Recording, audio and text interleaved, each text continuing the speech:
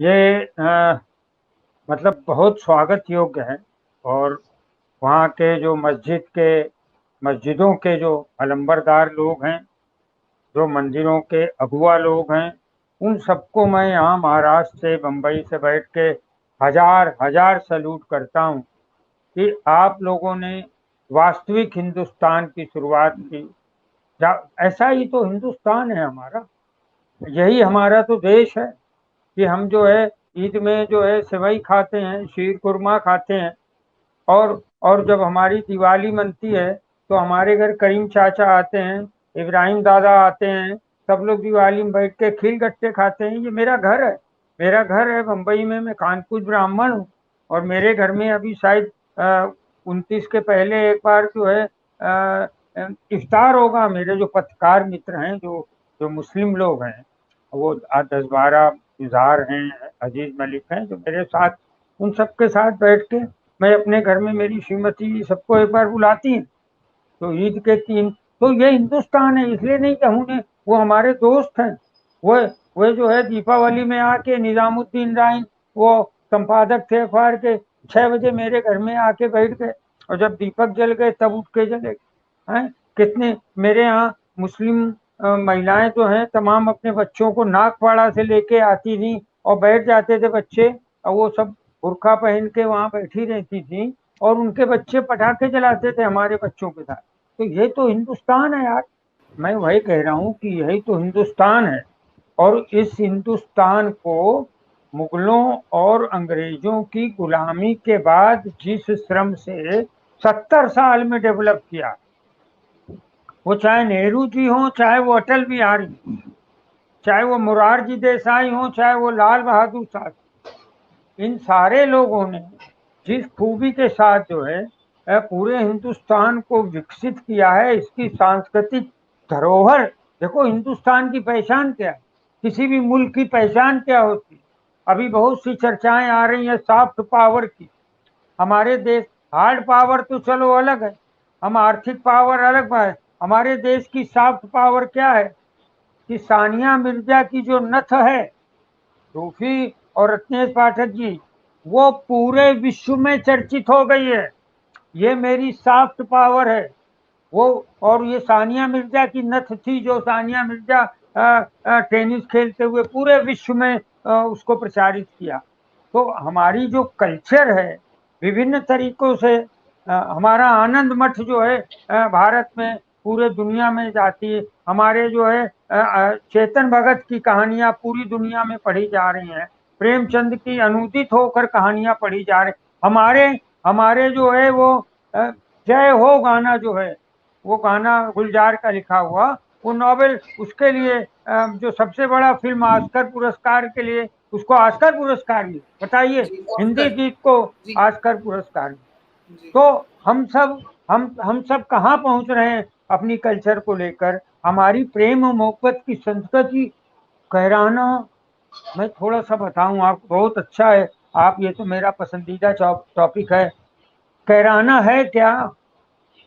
कैराना तो मुस्लिम बाहुल्य क्षेत्र है, जहां पर हमेशा से मुस्लिम लोग ज्यादा मात्रा में रहे हैं, मतदाता भी मुसलमान ज्यादा रहे हैं।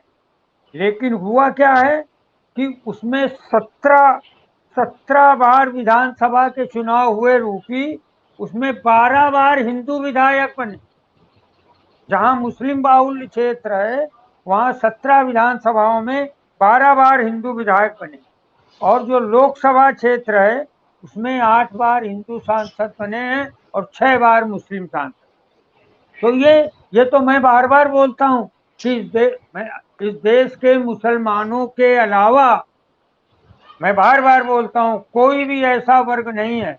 देखिए मेरी इस बात पे थोड़ा रत्नेश पाठक की भी, कि यादवों ने अपना नेता यादव में चुना, मुलायम सिंह को चुना या अखिलेश, लालू प्रसाद यादव को चुना या अखिलेश को। ब्राह्मणों ने भी अपना नेता ब्राह्मणों में चुनने की, कभी कलराज मिश्रा, कभी कमलापत त्रिपाठी, कभी गोविंद बल्लभ पंत, कभी नारायण दत्त तिवारी। मैं भी ब्राह्मण। कभी जो है इसी तरीके से दलितों ने भी अपना नेता अम्बेडकर को चुना, कभी जगजीवन राम को चुना, कभी काशीराम को और कभी मायावती को। लेकिन मुसलमानों ने कभी भी अपना नेता मौलाना बुखारी को नहीं माना। इस देश में कभी भी शहाबुद्दीन जैसे व्यक्ति को इस देश के मुसलमानों ने नेता नहीं माना। उन्होंने हमेशा हिंदुओं को अपना नेता माना। उन्होंने या तो नेहरू को अपना नेता माना, उन्होंने लाल बहादुर को अपना नेता माना, या फिर मुलायम सिंह को अपना नेता माना, या राजीव गांधी को अपना नेता माना, सोनिया गांधी को अपना नेता माना, या फिर अखिलेश यादव को अपना नेता माना, पश्चिम बंगाल में ममता बनर्जी जैसी ब्राह्मण को अपना नेता। तो मुसलमानों ने हमेशा हिंदुओं को अपना नेता माना। ये बड़ी खूबसूरत बात है। मैं चाहूंगा कि पाठक जी आए, लेकिन इसके पहले मैं एक बड़ी नाजुक सी बात जो रूफी और पाठक जी दोनों जने को अच्छी लगेगी कि कैराना को सांप्रदायिक रंग देने की कोशिश हमेशा से भारतीय जनता पार्टी और कुछ उनके बजरंग दल और दूसरे लोगों ने की। मैं लानत भेजता हूं। क्यों? क्योंकि मैंने एक उदाहरण तो अभी आपको दिया, जो दूसरा उदाहरण आपको देने जा रहा हूं वो है किराना संगीत का किराना घराना। मैं आपको बताना चाहता हूं कि किराना घराना संगीत का वो कैराना से जन्मा।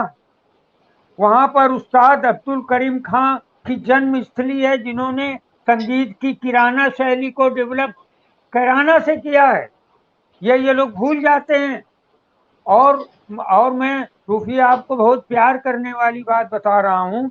हीराबाई बादोटकर, रोशनारा बेगम, गंगूबाई हंगल और भीमसेन जोशी तक ये किराना घराने की मशहूर हस्तियां हैं जो कैराना को मानती रही। और जो प्यार करने वाली बात है कि एक बार मशहूर गायक मन्ना डे को कैराना में कार्यक्रम करने के लिए बुलाया गया।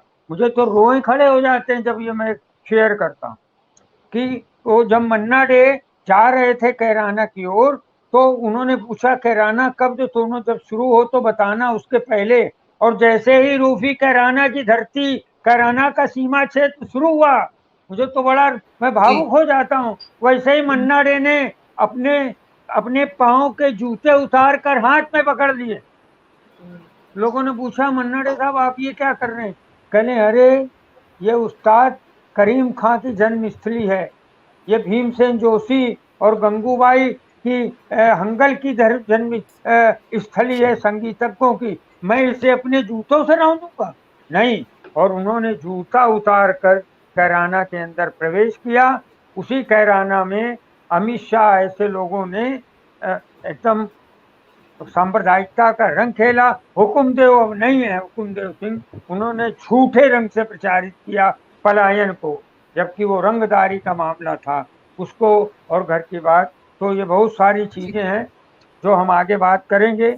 और मैं बार बार सैल्यूट करता हूँ भारत के इस कल्चर में वापस कैराना ने एक किया। अब पूरा देश ये मानेगा। और महाराष्ट्र की जो राजनीति है, मैं अपनी अगली अपीयरेंस में बताऊंगा कि महाराष्ट्र में क्या हो रहा है और पूरे देश में क्या हो रहा है। हनुमान चालीसा, रामनवमी और इन सबके माध्यम से 2024 का जो रंग है, 2024 तक जो घृणा की यात्रा है, 2024 का जो लोकसभा है, उसमें भारतीय जनता पार्टी द्वारा बहुमत हासिल करने का जो कुत्सित प्रयास है वो है। और वो प्रयास किस माध्यम से हो रहा है मैं आपको अगली अप्रेंस बताऊंगा। मैं चाहूंगा कि हमारे रत्नेश पाठक जी। और आप हमसे जुड़े रहने के लिए सब्सक्राइब करें YouTube पर, फॉलो करें ट्विटर पर और लाइक करें Facebook पर। और ज्यादा जानकारी के लिए आपको टाइप करना होगा सिर्फ न्यूज नशा।